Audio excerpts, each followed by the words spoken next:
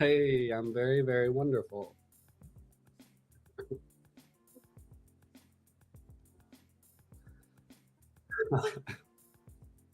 Yeah, it is. It is. Yeah, I watched Adventure Time last winter, and then I happened to have a chance to see the woman who voices Marceline do a live show. Prob- Probably only like 5 people in the room, and then I played a game of pool with her afterwards.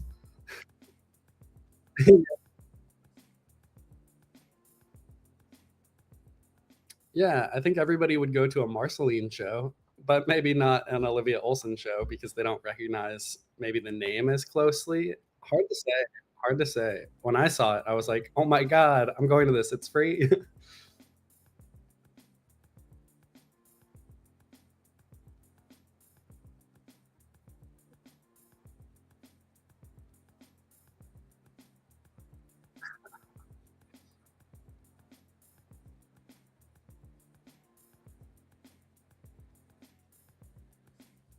BMO for sure. Probably favorite character of all time from anything.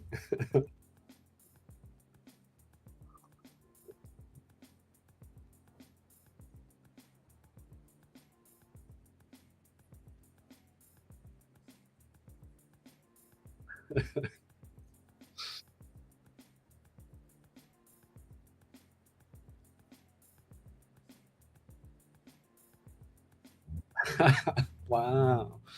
Yeah, I think we've all seen it at least once.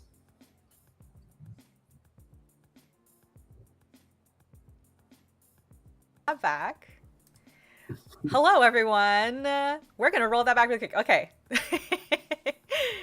Rolling it back. Welcome, everyone. We had no sound issues at all. Welcome to today's office hour. I would love one stream where there's no technical issue.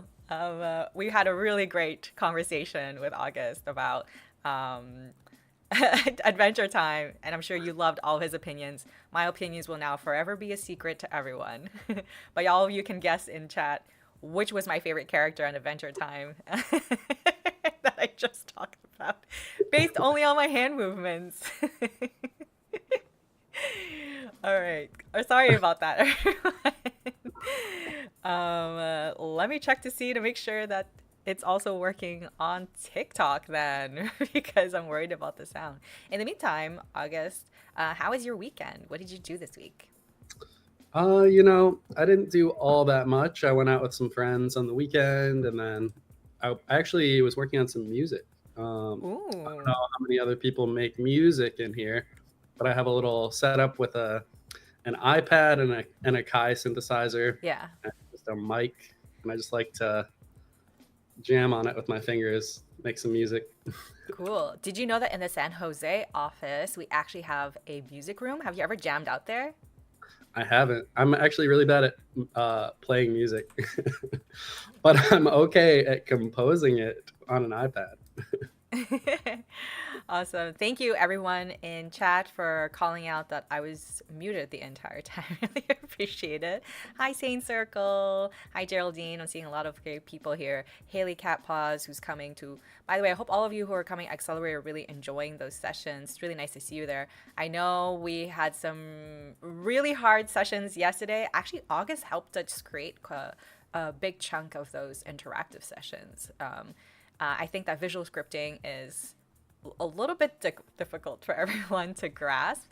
I think you had some opinions about this, right? Because you teach quite a bit about visual scripting to people. Yeah, I think I came up with some of the base concepts for that Hmm. course. Actually, do you want me to go over my favorite part? Yeah. I'll just explain it as best as I can, and it's not. It's like it's one of those things where I would say if you don't get it, just keep going back and keep messing with nodes until you get this basic concept. The thing you should always learn is that the nothing is happening at the exact same time. Everything that's happening in the visual scripting panel is happening step by step, and some things will happen on the same frame. So that means like a bunch of logic could happen Hmm. or a frame renders for that like frame. So you're going to have like 30 frames per second if your design is really good. And during that time, 30 times per second, you're going to have all of your visual scripting logic happen, and then you're going to render a frame. So that is like a very fast amount of time. It's like a millisecond or 10 milliseconds or something, but it's still a very small time, and there is still a bunch of stuff happening in a row. So then if we take a look at something like this, maybe we'll create a variable, and then maybe we'll get that variable and set it just to have some basic logic. And maybe it could be a bool to make it even simpler. We could have this if statement checking if the variable is already true, set it to false. This happens in the real world sometimes, but it's very simple logic. So if we let's hook up start first, and then we'll hook up update, and I'll show you the difference. So with start, one thing we can know about start that's very valuable is that it happens before update, and it happens only one time at the very beginning of your effect when it first loads. So this is a little different from update, but it is going to happen before the frame renders in that same kind of time space that we set aside for all of this visual scripting. So it's going to send the signal to this if. And a lot of times in programming, we'll call that calling. So we'll say the start node is calling this if. And we call it calling, and that usually makes me think of this idea of like, okay, so then this if node has to have a response. And so it gets a little complex, but with this simple example, hopefully this will help a lot of a very like simple version of this become clear. So our start node calls our if node, and then what does the if node do? Well, it does the same process that every single node that ever gets called or ever has an event will do, and it'll go through its steps to see what are its outputs and how does it calculate that output. So its outputs are true or false. So it will do some event based on this start node's trigger here, and so it has to calculate something, right? So the calculation is very simple. It's just an if statement. It's like, if this is true, then we'll do true. If it's false, then we'll do false. So right off the bat, this if node by itself doesn't know what this condition is. It has to get that true or false statement from this variable. So that's another step that it's doing. And then once it gets that value, then it can move to the next stage where it outputs the true or the false event. And then it moves to the next one. And we could say that the if node is calling the next block. So what happened here? The start trigger called the if node. The if node decided it needs this condition, this true or false, to do its calculation before it outputs. So it gets this variable. That's a whole short step where it gets this variable, and then it says, okay, so now that variable is true or false, do the calculation, and then move to the last step where it's doing the outputs. And then if this true is called, then this one is very simple because this value here is default. It doesn't have to go out to a different node to get a value to set variable 0 to. So this is the simplest one. Now the difference with this one is that it doesn't connect its green output to anywhere else. That means it's kind of a dead end. I just call it a dead end. There might be a better word for it that we can come up with if we put it into documentation. But this is the point where it's not calling anything else. So then what it does at that point, this is the way you can think about it is like a rubber band snapping back to the start.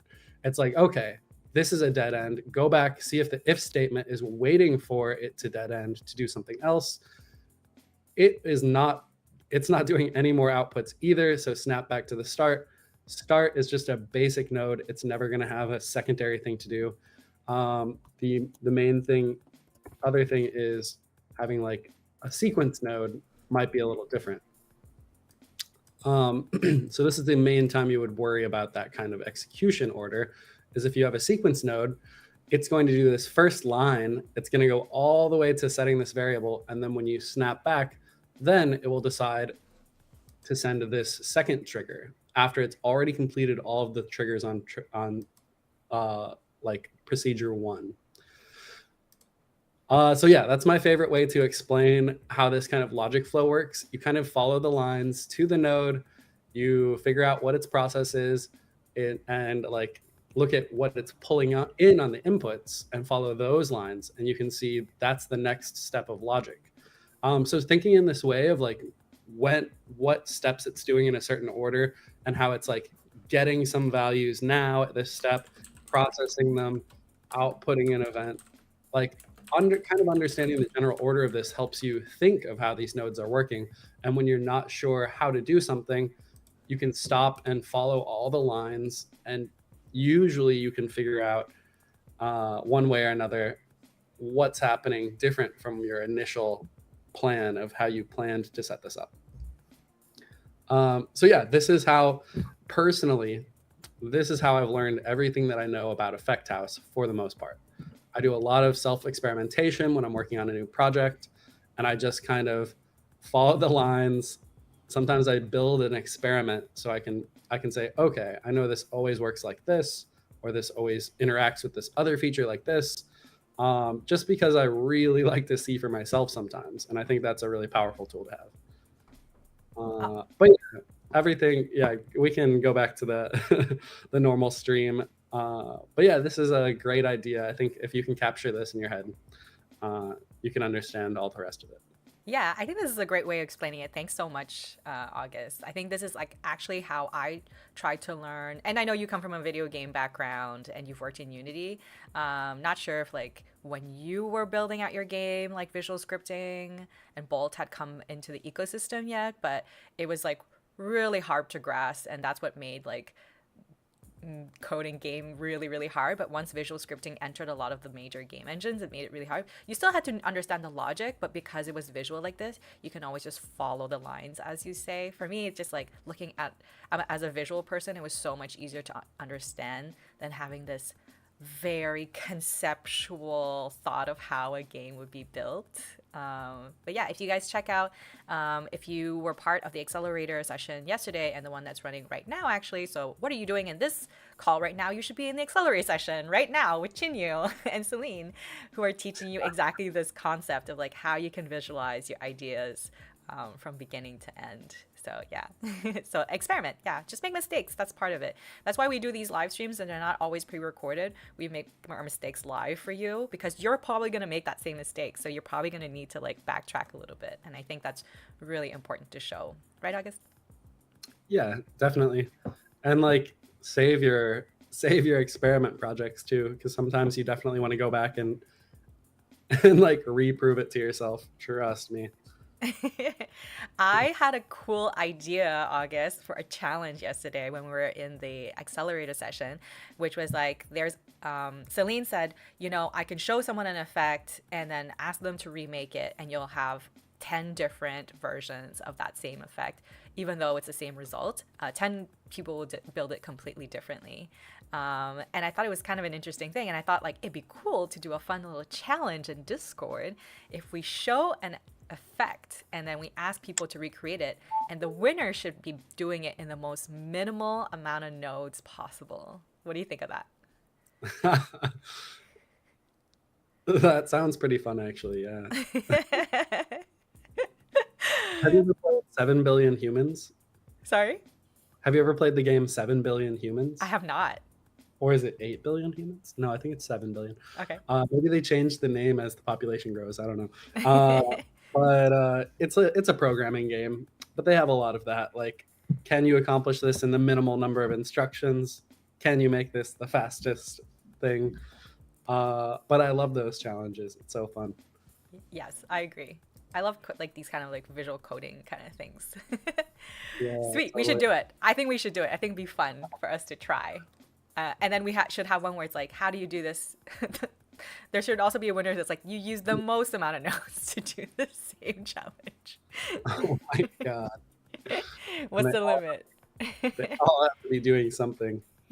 Yeah. Cool. All right. So there's a lot of people in chat that are saying hi.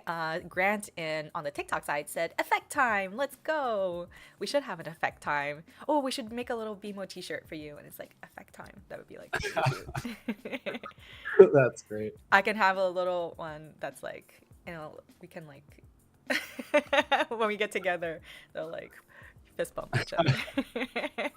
Perfect. Yes. Cool. So we already have some questions. I think like for Duke asks, what does Delta time do? I think this is a pretty common question. So delta time, you can also get it from get time. So these should always be the exact same number. This is just for convenience. I know that's something that confuses people sometimes. Like, why am I getting it out of update and out of the get time node? Get delta time is just the time in between frames, the time between now and the start of the last visual scripting start of that frame. So it's like every single frame you'll have the update happens, or start will happen before update, and then during update you'll have a bunch of stuff, and maybe there's even some stuff happening in the background with some of these nodes, like the snapshot node, for instance. If you notice, if you've ever done a lot of experiments, you might notice that the snapshot node will pause until the end of the frame and do some extra logic before it outputs on the other side. So there are a couple different stages within the visual scripting as well. And then there's a bunch of stuff that happens to render the frame. But yeah, so delta time is like at a specific time right before the visual scripting starts, between last frame and this frame. So you can do calculations based on how many frames, how efficient, or if you're running at 30 frames per second, it's going to look way different than if it's running at 10 frames per second. Okay, cool. Thank you. That was a pretty simple but effective way of explaining that. People in chat are saying they would love the idea of a Jake and BMO effect time fist bumping duo shirt combo thing. And then Haley Kappa said, oh, there should be a little effect time jingle sound with Archie holding a clock. So there you go, August. You need to make that jingle for us now, since you've told us about your musical prowess. This is an interesting question. I know the answer, but we get it a lot, kind of, in some variation or not, as well. Nero Podella is saying, is there any way to directly use JavaScript instead of Visual Script? Currently, there is not. Yeah, I don't think I'll just leave it at that. If you think that this would be helpful for you, and some of you are like very advanced users and want to find ways to connect it to other projects and things like that, or want different programming languages for your projects, go to our forums, community.effecthouse.com, and then there's a user feedback section or a user request section, and then you can make a request for that, because we do get it a lot, and the more upvotes it gets, the easier it is for us to go back to the product team and make suggestions for it. So thanks for that. But for now, unfortunately, not. All right, up to the next question. MA3 Designer says, I have a question. How can you make a 3D model rotate around another 3D model 360 degrees in a circular manner? I've seen some of this. Well, this is a tricky one. I guess the question is, are you really trying to create a 3D object or not, I guess? Because you can fake that, I think, in some ways with 2D, but yes, I'll let you. I almost feel like this is my coworker coming in here and suggesting one of the subgraphs that she made. Is this somebody that secretly works at TikTok on August's team? Well, let's see. Some of these subgraphs I've just looked at, they seem like they do such a straightforward thing that I actually don't even download them, and I haven't looked inside. But we've got revolving object, which, oh my god, what a coincidence. It's funny. I made a joke where I'm just like, all of my subgraphs, because I made them, I know exactly where I would use them. I sprinkled them throughout all my projects, but I don't ever think of like what subgraph could I have that would help me revolve an object or something, making a joke about like, I just don't know how to use other people's subgraphs. But here we are, revolving object, perfect time. So let's throw down a sphere and a cube so we can see the difference of the two objects. And I'll just put the sphere slightly to the left. Okay. So this requires like a revolving object around a point, around a specific axis. So I think this might not work for revolving it around another object, Mm-hmm. but we could yeah, let's just do something simple. Let me pull up. There's a function that I have called circle function. It's a subgraph, and it outputs vec2. But we could also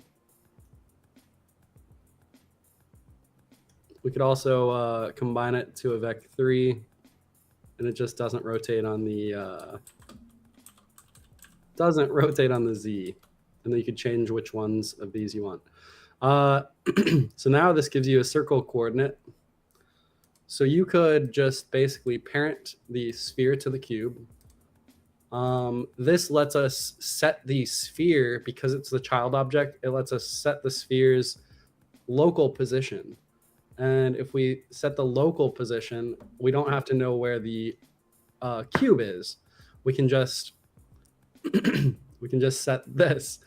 So with this circle function subgraph, I think we can, and I might, who knows? I think this will work. The radius here is very small, 0.1. So let's change that to like 4. And then it's just kind of sitting there. Let's see what it's doing inside.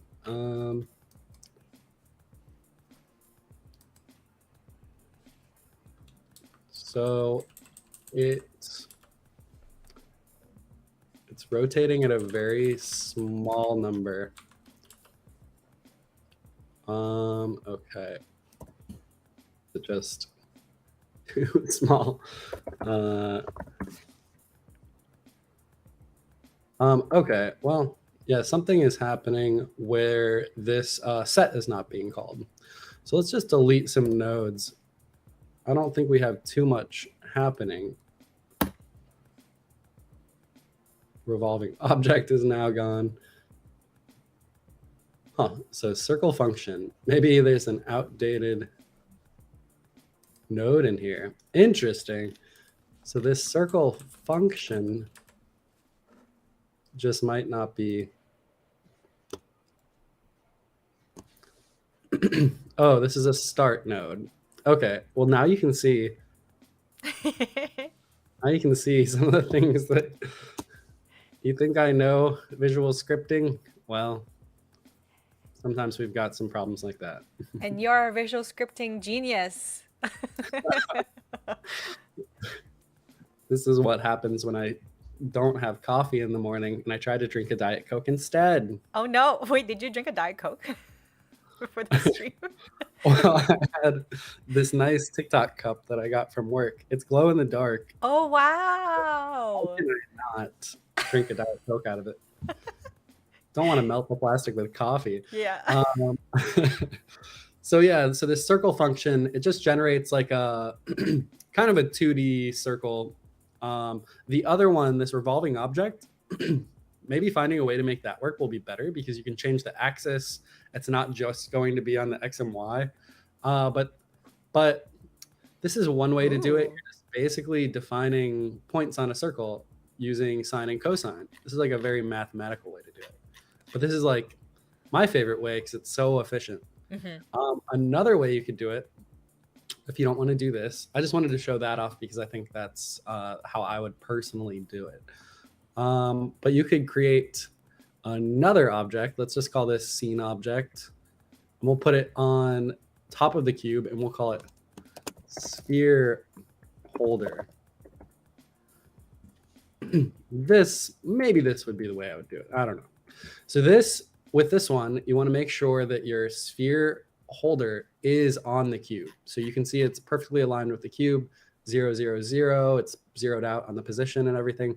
And then your sphere as the child, this offset is going to be your circling, right? And this is also going to be the position here. So we don't want to do that anymore. We actually want to rotate the sphere holder, and that offset will be our kind of radius. So set rotation, and then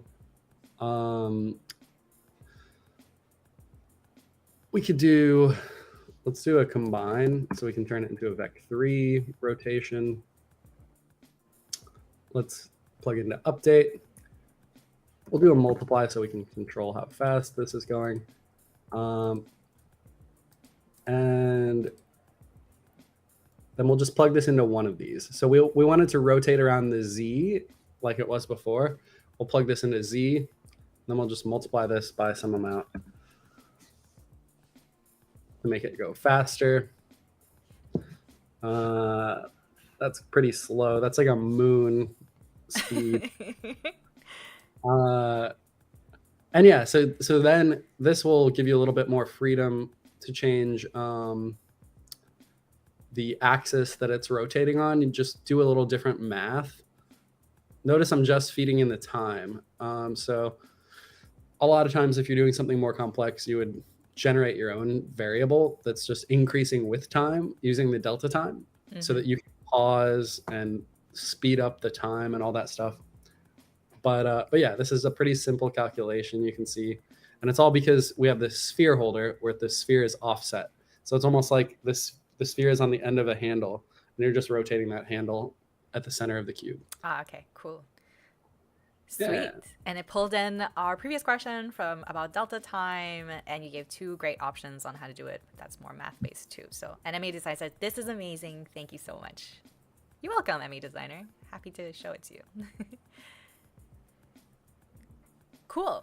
Somebody asked a question. Ooh, this is a good question. I kind of like these questions every now and then interspiced with some of the technical ones, but feel free, by the way, this is office hours, so put your questions in the chat. We're happy to answer all of them, but I have a couple of questions from people in Discord and the forums as well. But Tiffany C. Everett just asked, I'm new to effects. When you create an effect, how do you present it on TikTok in a way that's appealing to your audience?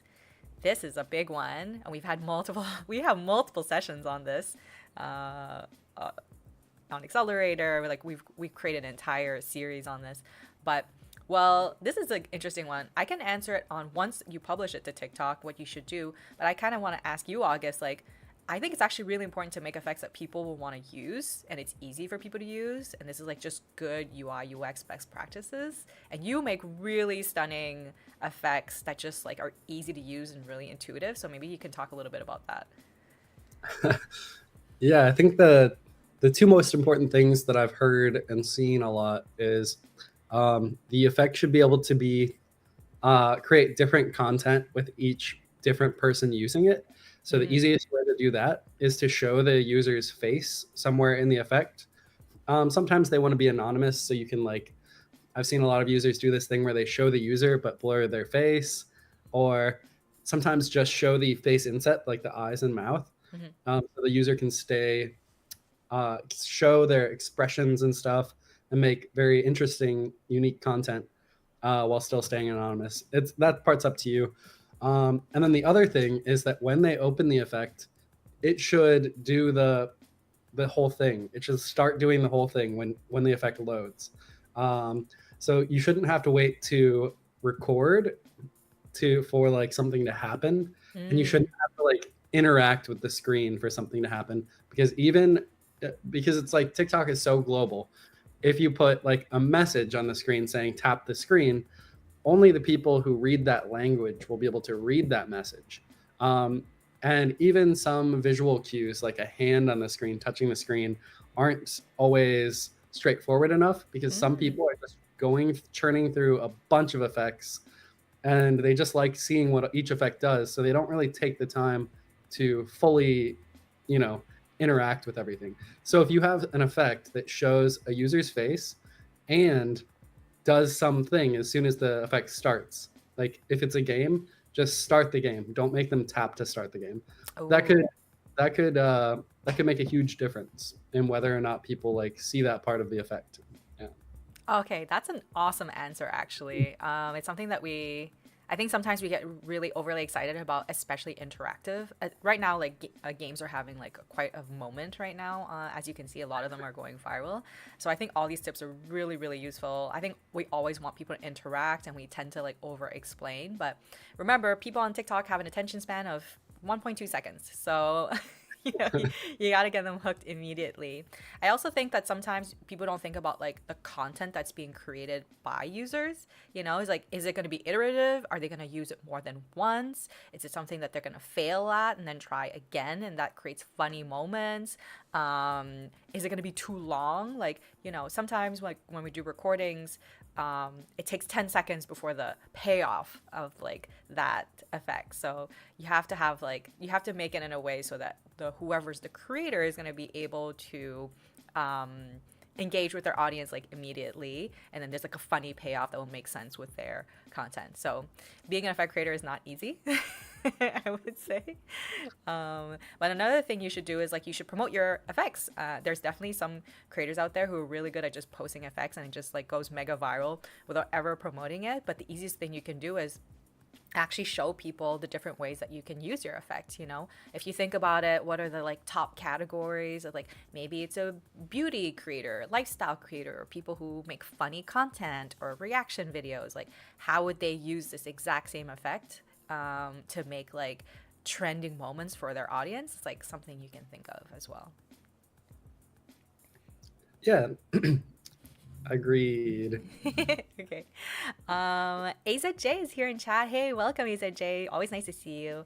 And they say, hey, August, is there another way to create a camera glitch without using snapshot nodes? Camera glitch. A camera glitch is kind of vague.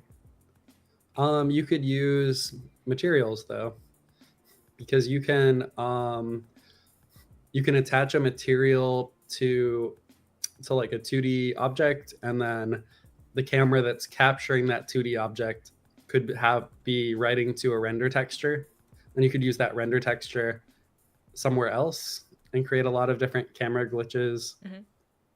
Um, but yeah, if you just want a freeze frame of the screen, the snapshot node is the one to go to. Maybe AZJ, you can clarify in Discord or here, well, what's wrong with the snapshot node, and then also what you're trying to accomplish, and we can help you out. Thank you for your question. By the way, I see Buddy 3D Mad in the TikTok chat, and we'll say congratulations for your Minecraft effect, or 7 or 8 of them. I'm not really sure where they're at now, but and how popular they've been. Who'd have thought that people wanted to get little Minecraft sheep so badly to greener pastures? Is that the nice, the crazy sheep? Yeah. So yeah, congrats on that. So this question comes from Grace, actually. Choi, one of our top beauty effect creators. Actually, she's done a lot of really great things with big beauty brands. She had a question from the forums, I believe, and her question is: is there a way to get a color value (RGB) from a pixel or an area? Oh, I see this one actually pretty often. So people want to be able to like. I'm not really sure what people are trying to do. Well, we can guess what she's trying to do. Yeah, there's I mean, I have the ancient example that I provided in the Discord a long time ago, where you can kind of, it's basically just taking the render texture of the camera, zooming it in all the way to a Mm-hmm. specific pixel, either someplace on the face or someplace that the user taps on the screen, and it'll just create a texture that's so zoomed in, it's a sub-pixel zoom. So it's just one color of that one pixel. Yeah. And you can use that texture, it's like a colored texture, but there's no way to get an RGB value Mm. outside of a material. Okay. In a material, it's very easy. You just use a 2D texture sampler, and you'll immediately get that value. But yeah, I don't think there's any way to do it other I than guess that. I'm willing to bet that because it's Grace, I think what she's trying to create is a way for us to color match foundations or whatnot, right? So yeah, um, we can have chats about that, Grace, about like the best way to accomplish that. But it's actually a really cool effect if that's actually what you're trying to make. I think it'd be a neat idea. Um, oh, Harpia Games just asked, is there any particle system in Effect House? There's not a particle system in Effect House. Um, Although I've seen people recreate particle like systems that are really good. yeah, I made an effect where like you're carrying a coffee cup in the foreground and it's steam, and Yeah. it looks very like steamy, and it only uses, I think it only used four planes with a static steam texture. Is that something that's in the roadmap for the future? Okay, you can't answer that. I love that you immediately were like, why? You can make it a feature request, Harpia Games.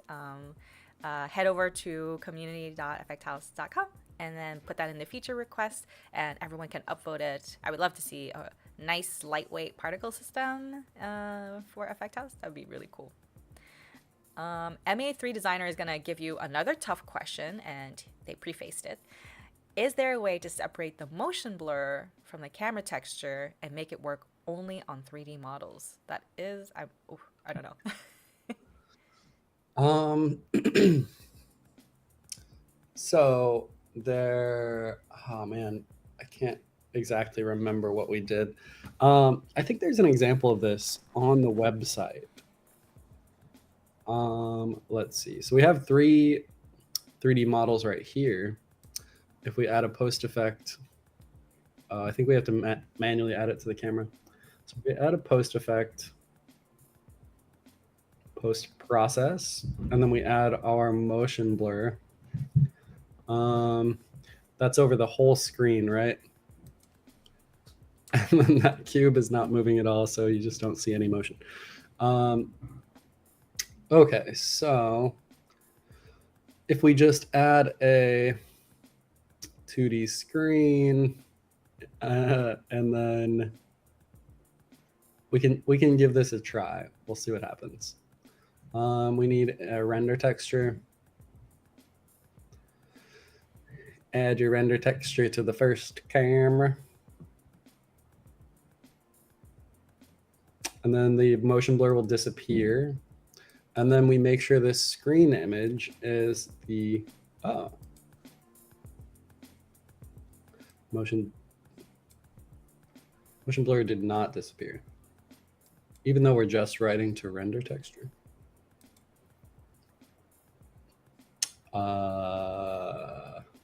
What? Okay. Okay, it's because my screen image is already set. Wait. Back it Oh up. no. I think I understand. I think I just needed to click the restart in the preview because it seems reset now. Okay, so we'll put the render texture on here. And as we can see, it's like the whole screen. It's capturing the camera input as well. So that might be the hard part. We can try turning the clear color to transparent and clear by color. But and then you could do some sort of custom material that's so funny how it's like overwriting the second half of the circle or the sphere. You could maybe make a custom material. I'm not sure.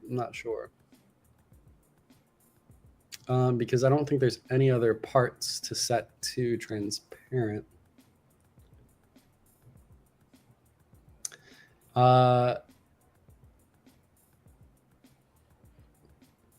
Yeah, this might be a tough one, but I do think that it's possible. And I think we have a guide on how to do it on the learning resources.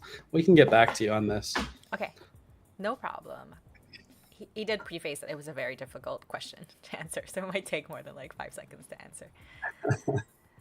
Haley Kappa's, by the way, Haley Kapp, so the person that I mentioned that has like create some really cool particle system is actually Haley Kappa's. So maybe Haley, you can like drop it in Discord for people to take a look at your subgraphs. But she also asked, would it take more performance power to update the position of an object frame by frame using an update node, or to use transit by time for updating the position? Transit by time, definitely. Yeah, because as you can see, if you're setting it with just update and set position, you can see those are like the atomic base nodes that you're using. But if you're using transit by time, you can't see into the node what it's doing, but you can be 100% positive that it's going to be more complicated than just setting position. It's going to have its own update, and then it's also going to have its own set position, but it's also going to be doing a bunch of other stuff on the inside. I don't know how much different it'll be. I don't think it'll be noticeable. I think if you tried to calculate which one's faster, I think you would have a hard time because they would be probably so close. Okay. It's hard to say. Okay. Let us test it out and let us know if you feel like it. AZJ followed up regarding his glitch effect that he's trying to make. And he said, I wanted to make something like the time glitch with a flame, body outline, and a cap cut trend. Ooh, this is a very good tip, by the way. You should go and see what the cap cut trends are and see if you can make that into effect. I was struggling with the smoothness of the glitch. That's why I asked. The smoothness of the glitch. I actually have it on a cork board, that time glitch. I made that effect a long time ago. Oh, did you?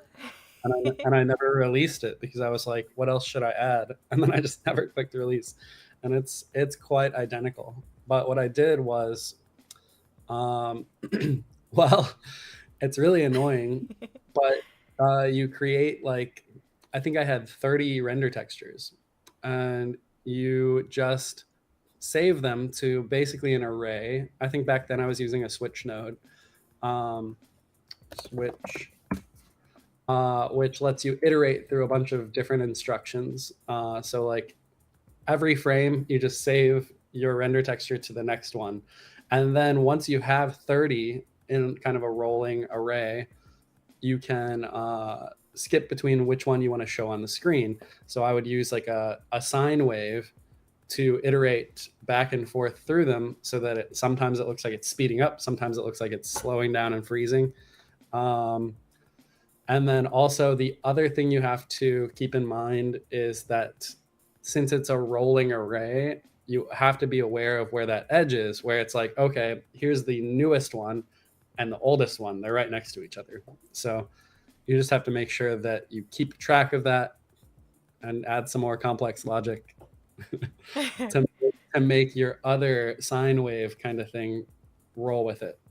But that's the whole secret, is just a bunch of render textures, and every frame you're going to update another one and just keep a rolling set of like 30 textures. And that's like the hard part to figure out. So yeah, I think the flames and stuff will be a different part of the project. yeah. Cool. Thank you. AZJ, if you need more help, then throw a message in the Discord and maybe we can all help you brainstorm it together. But thank you. Sasha just asked, this one is kind of interesting.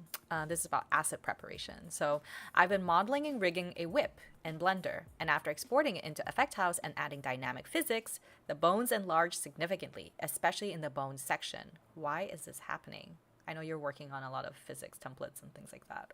So maybe yeah, this sounds like more of a 3D model export thing. Yeah. So maybe a designer would know more, but I would suspect that in your 3D modeling program, you might be you can switch between object and edit mode, and you might have scaled them at some point, the bones in, well, no, that would be in a different like skeleton thing. But the object, there might be like a chance that your scales are set in some sort of like parent instead of children. So then when you Mm, export it and everything zeroes out, it like um, it offsets like their actual scale or something.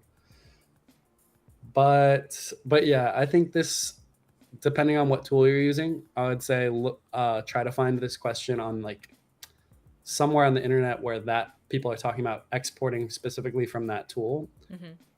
Maybe even try exporting to another tool, another game engine or something, and seeing if it looks the same. Because if it looks different, then that would definitely be an Effect House specific thing that you can look into. Um, yeah, that's my best advice. Cool. Maybe you can ask like try out what August said and export it into another program or tool, and then let us know. And if you're still getting that problem, I can pull in someone from our design team to help you out and how to prep the assets properly. We should have a whole session on how to prep your assets. I think a lot of people ask that actually on how to make it like the most efficient and performant for Effect House. But thank you for the question.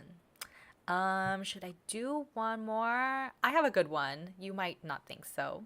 Danny Get It Chew just asked, um, I just made an effect with a 2D concept, a game like Orbit Run. So is there an easier way though to detect collision in 2D? Yeah, I mean, you could, an easier way than what, actually, I guess I'm curious about. I think we were Because, talking previously about maybe another effect. hmm, Um, yeah, because we don't really have 2D physics to detect collisions, but I wonder if they're just making like, uh, I don't know, I sometimes call it like a ghost follower, just like a 2D and 3D object that are kind of connected, and you just use the 3D object to detect collision and kind of make it follow around the 2D object on the screen. Um, you could do that. I think it depends on what you're trying to do. There, you could always check. You could always do some radial collision, which I think I've done like 5 times on the stream. Let me see if I can find my radial collision subgraphs. sure. Oh, as AJ said, um, they did ask the question in chat. Okay, we'll come and take a look at your question, and I'll pull people in to help you, as AJ. Um, so we've got 3D collision subgraph, but this is like if you already have the 3D collision subgraph. Oh no. Why is it? There we go. So this is a kind of a, I think I've provided this subgraph at some point. But all this is doing is, yeah, anytime you see a node that says modified, you'll want to re-add it, get a new fresh node, because that means it's been updated since the last time this was added. But basically, this will get the current position and scale of the objects. Maybe this isn't actually the best way to do it on 2D. But it's basically detecting if 2 points are close enough to each other based on their radius. Yeah, this is a little too 3D. I don't know if we want to do that, but we can use the same math from this basically. Mm-hmm. So we've got our distance node. Let me pull these out.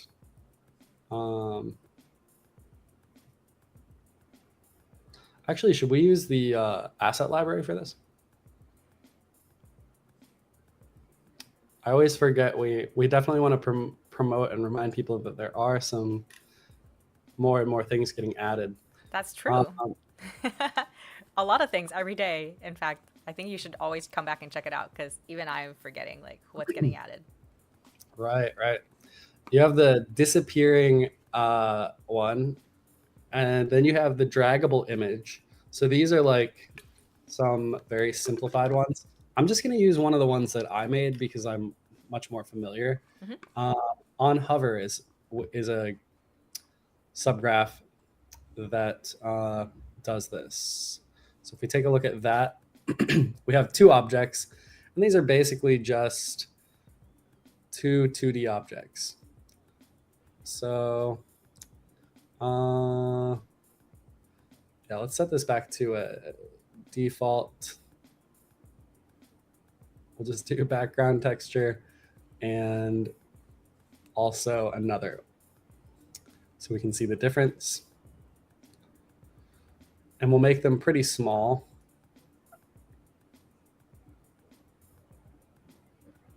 And now this on hover, we could kind of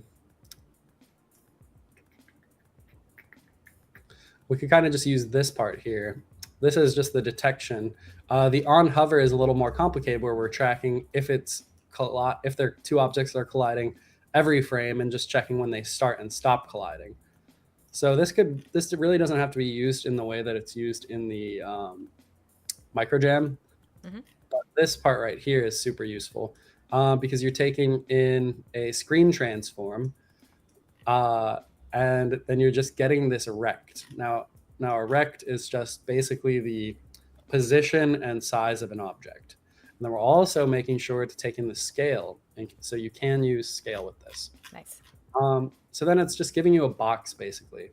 It's calculating the rect, which is just the box that outlines the object. And then so you get both of those, and then you just use this rect overlap, and this true or false tells you whether or not it's colliding. So if you wanted to just change it to like, is something currently colliding, you could just do this. But I would suggest using the on hover and just use that, because then you have a lot more info. So I guess we will let's make these objects hover over. Let's force them to hover over each other or collide, Mm-hmm. and then we'll see this blue light come up.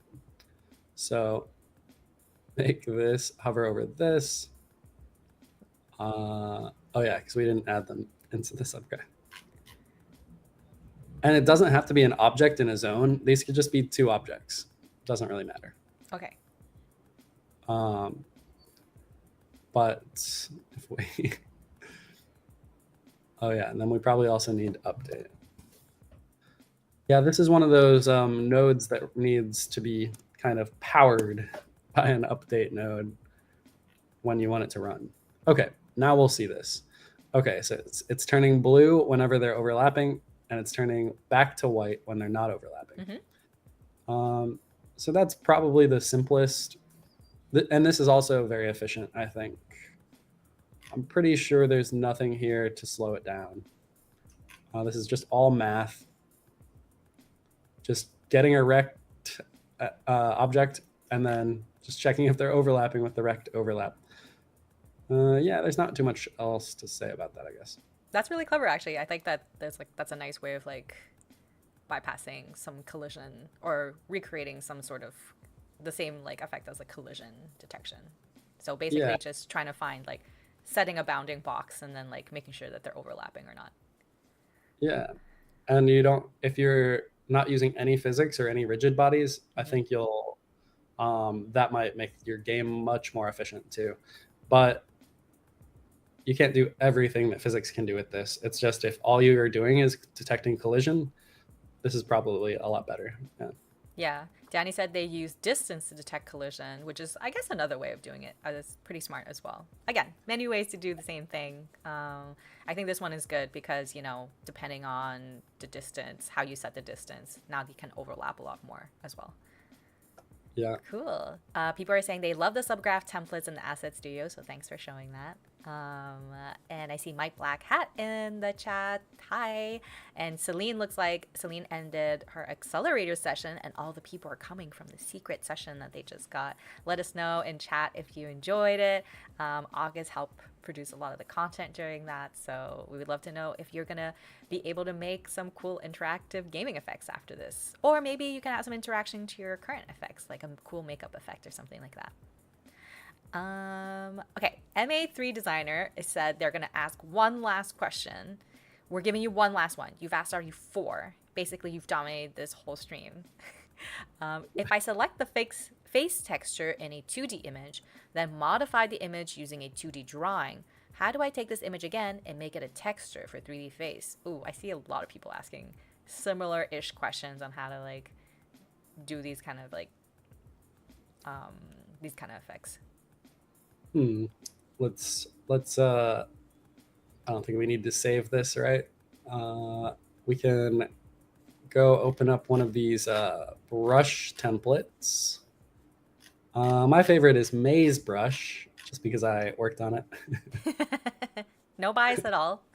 No bias, no bias. It's also a very good effect. I think yesterday, template. I think yesterday during one, we asked Chinyu. Celine asked Chinyu what her favorite template was, and she. It was very hard to pull out, but she ended up admitting that it was actually your latest Gardens Guardian template that was like recently one of the most her favorite templates ever created. That's awesome. Yeah, it's I think it's hitting the sweet spot of like useful pieces, deliver it in like something that's not overly complicated. Um, that's a hard sweet spot to find. Yeah. Okay, so we have the draw and touch subgraph. Now, keep in mind this comes from when you have like a brush canvas or some, you create a 2D image and you want that to be where your brush draws, and you just go to add interaction and screen touch, um, draw on touch. That's where this comes from. So if you look inside, it's kind of a special subgraph because it has some things that you can't add normally, like this 2D brush material. So you actually don't want to really modify this. If you Mm. modify it, I have noticed some things will just not work if you duplicate them, if they're like not normal nodes. So sometimes I'll use this. I think it's really useful. It helps you just have some of these extra features that you wouldn't normally have. But you could also always just use the 2D brush node itself. And yeah, just wanted to give a shout out about that. And the interpolate density is just know that the smaller your brush is, the higher you want this value to be. So this is how many times it will stamp a brush in between the two frames. So I always keep this at about 50. Yeah, so those are the brush tips. So now you want it to draw on a face. So we don't need this background, midground, foreground. We don't really need the draw prompt. We just need this space that you can draw on, right? And then we want to make a render texture. And this render texture is where we're going to store this 2D camera values. So set this 2D camera to output to render texture, and then we won't be able to see the brush anymore. But if we want it to be able to draw on the 3D face, it sounded like, or maybe I am. They wanted to, if I select a face texture in a 2D image, then modified, yeah, and put it on a 3D face. Okay. Yeah. And so for the face binding mesh, you just have to click this, create face texture.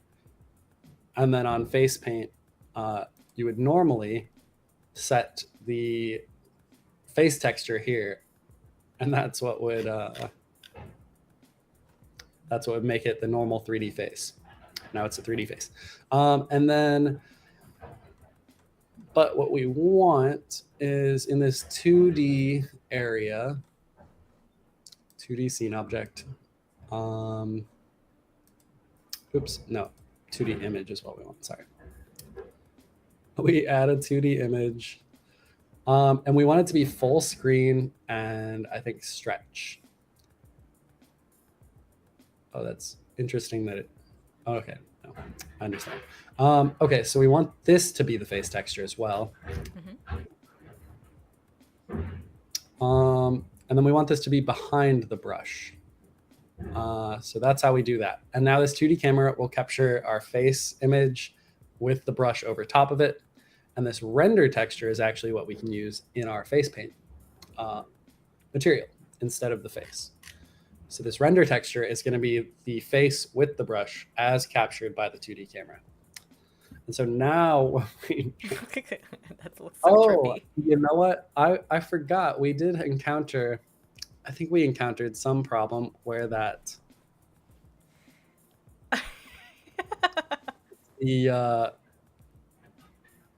it's because the camera, this render texture is also capturing the frame before it. Wait, let me double check. So the input texture on this render texture is camera input texture. Let's see, can we set it to none? And then the brush isn't really drawing. Oh, I think it might also be because the 3D face render node is before the other one. There we go. And then let me just go back to the render texture and just see what happens if we switch Ooh. input texture back to what it was before, camera input texture. I kind of like how this looks actually. Whoa. And one thing to consider is like, notice my mouse is up in the top left corner. And as it goes down to the bottom right corner, it's Yeah. not following where the mouse is on the screen. Yeah. It's following. Let me just show. This is how it'll look. Final render output. If we just render it without the, this is really what it looks like. Yeah. This is so trippy. So this is what's getting repurposed onto the face. Yeah. So, and notice if I zoom in here, you can see these little circles here. Mm-hmm. That's because I drew too fast Mm-hmm. and my interpolate density is only 50. So if we wanted to increase it to 100, I can go faster and you won't see those little beads. Oh, nice. So that's one tip. The other thing you can do is increase your brush size. If you increase the brush size, then there aren't as many. Oh no, I increased the wrong brush size. So this one's 0.2, that's very small. So if we make it 2, then you definitely don't need the 100 interpolate density. And I just noticed that that is set on the wrong 2D brush. Yeah, this 0.2 brush is huge. So you have to go into draw on touch, find that 2D brush. You can see it's set to 50 in this template, but usually it's set to, I think, 10. So I set it to 50 in this template because I thought it looked a lot better. But you can set it up to 100, and then you can see how smooth it is at 100. Yeah. Yeah. Just wanted to, I think not that many people know about the interpolate density thing. It goes from 0 to 100, so try it out if you're trying to make a smooth brush. Thanks. That's a really good tip. Many tips within tips. I personally like that first mesh where your face was within a face. I feel like there could be a cool effect that can be made. Ooh. What about like that? Oh, what's his name? Do you know what I'm talking about? Like a version, it's like a weird version of that like Teenage Mutant Ninja Turtle guy who's like he has a little brain sitting in his stomach, on his head, Oh, in his yeah. stomach. But that's like a cool effect. Maybe we should have like a mini version of you sitting inside of your face. That would be really funny. And he's like controlling. I feel like I've seen that actually. Probably. Something similar, at least. Cool. Thank you, M&A designer. I hope this helps you. As AZJ also thinks this is a very cool face mask if you were a mini version of yourself inside of your face. And Haley Kappa says the Gardens template has become my favorite of all time. Should we do a vote on best templates? Or most helpful? That would be really cool so that we can know which one to expand for you guys. I think that would be really neat. What we should create next for all of you. But I think that's all the questions we had for now. Thank you everyone for coming. You always have lots and lots of great questions. I hope we were helpful to you. Again, if you have more, throw them in the forum or the Discord, and we'll be happy to answer them. Of course, August is here every single week on Tuesday at 10:30 a.m. PT, along with our favorite cameo from the garbage truck. August, will you have a new hat for us next week? You have to now. I have a new hat for you right now. Oh, Got a lot of hats. should we do a reveal? Wait, I'm gonna go back to the office hours and then you're gonna put it on? Do you want? Okay, wait, hold on. What? Wow! It's movie magic. It's movie magic. People DM me sometimes demanding to understand how we do all the camera tricks on our live streams. And I can't reveal the secret. I don't think they understand how much money is wrapped up in these secrets, these valuable movie secrets. I do want to say, I know you're totally kidding, and then I wish I could take a picture of my movie magic rig right now, the magic that happens to make all these streams happen, because it's really just like empty bags of chips and like 3 screens and 2 keyboards and 2 mice to like for me to like just like press all the buttons. It's just like a ton of button mashing every single time whenever August and Celine asks for things on stream. But actually, I do think like effects are kind of like a little bit of movie magic. If you think about like doing production for films and the kind of effects that you see in films, like let's say you watched the latest Marvel movie and you see Doctor Strange doing all these like crazy magic things with his hands, like can you imagine how many people in the back end afterwards have to like key that out and create the effects and then render it, and the computing power and the hundreds of people that are actually making that one tiny scene happen. And if you think about it, now we can make it happen for you on your phone for anyone to use, and you can probably build it in a day. I think you have to realize that's like quite wonderful, and it's happening in real time. So while they're doing it post, you're able to give it to all of your audience and they get to use it like immediately. That is like an intense amount of like computing power that's being like just like squeezed into your device, and not just one device, thousands of devices. I'm looking at you, Android, who makes our lives really hard. But yeah, so yeah, appreciate that this is like being done for you. And sometimes I think we take it for granted that some of these magical things are being created right on your phones. So yeah. Yeah, you should see some of the animations my dad made in the 90s for his video production company. Oh, Of just like a very low poly skeleton walking across the screen, and it's yeah. like it's a huge, impressive. It's like, whoa, this is like a local medical documentary. Who did that? Can we watch? Oh my gosh, should we do that one stream? Maybe it can be like a cool like present for your dad. We watch one of his videos and we recreate his effect for him. That'd be so fun.